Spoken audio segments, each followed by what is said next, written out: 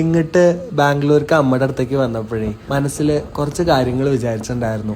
MEGയുടെ nursery school ഉണ്ട് അതിൻ്റെ ഉള്ളിൽ, അവിടെയാണ് ഞാൻ പഠിച്ചിട്ടുണ്ടായിരുന്നത്. ഇതൊക്കെ അഭിയേട്ടനും അഞ്ചേച്ചിയും വന്നാലേ നടക്കുള്ളൂ, അതുകൊണ്ട് അവർ വരാൻ വേണ്ടി കാത്തിരിക്കുകയായിരുന്നു. പോണ സമയത്തെ അമ്മയുടെ അടുത്ത് ഞാൻ ഇങ്ങനെ ഓരോന്ന് ചോദിച്ചിരുന്നു.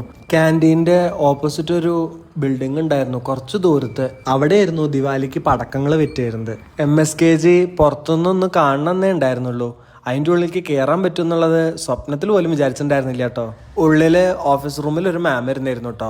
അമ്മ അനുസരിച്ച് എന്നോട് പറഞ്ഞു അവരോട് ചെന്നിട്ട് ചോദിക്കാൻ ഉള്ളിൽ കയറി കാണാൻ പറ്റുമോന്ന്. എങ്ങാനും കാണാൻ പറ്റുകയെന്ന് പറയുകയാണെച്ചാ അപ്പം ഞങ്ങൾ വരാമെന്ന്. അതായത് ചീത്ത വല്ലതും കേൾക്കാച്ചാ ഞാൻ ഒറ്റയ്ക്ക് കേട്ടോട്ടെ എന്ന്. എന്താ അറിയില്ല, ആ മാം ഉള്ളിൽ കയറി കണ്ടോളാൻ പറഞ്ഞു.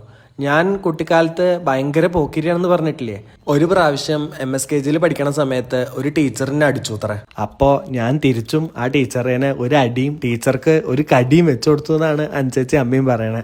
ഈ മാമിനോട് ചോദിച്ചാൽ പഴയ വല്ല റെക്കോർഡ്സിൽ എൻ്റെ പേര് കിട്ടാൻ വല്ല സാധ്യത ഉണ്ടോ എന്ന് ഞാൻ അമ്മോട് ചോദിച്ചു കേട്ടോ. അണക്ക് തലയ്ക്ക് വല്ല സൂക്കടും ഉണ്ടോ ചോദിച്ച അമ്മ.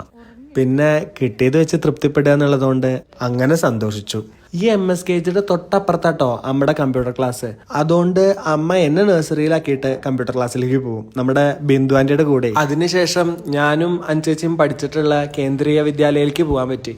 അവരാണെങ്കിൽ ഉള്ളിലേക്ക് കടത്തി വിട്ടതുമില്ല. ഞങ്ങളെങ്ങാനും ഇനി സ്കൂള് ബോംബ് വെച്ച് തകർത്താലോ എന്ന് വിചാരിച്ചിട്ടാണോ അറിയില്ല. സ്കൂളിന്റെ ഉള്ളിലേക്ക് പോകണമെങ്കിൽ പെർമിഷനൊക്കെ വേണത്രേ. ഒരു പ്രാവശ്യം ഇവിടെ പഠിച്ചിട്ടുള്ള കുട്ടികളാണെന്ന് പറഞ്ഞ് കല്യാണം കഴിഞ്ഞിട്ട് അവര് ഇവിടെ വന്നിരുന്നു, എന്നിട്ട് ഞങ്ങള് ഉള്ളിലേക്ക് വിട്ടില്ല എന്നൊക്കെ സെക്യൂരിറ്റി ഗാർഡ് പറഞ്ഞു. ആ സമയത്ത് അഞ്ചേച്ചി പറഞ്ഞിരുന്നു ചിലപ്പോൾ ഗോകുൽ ഭായി അശ്വതി ചേച്ചിയാണോ അറിയില്ല എന്ന്. ഒരു ദിവസം കേവിയുടെ ഉള്ളിലേക്ക് ഞാൻ പോകും, അതിനുള്ള വഴിയൊക്കെ ഞാൻ കണ്ടിട്ടുണ്ട്.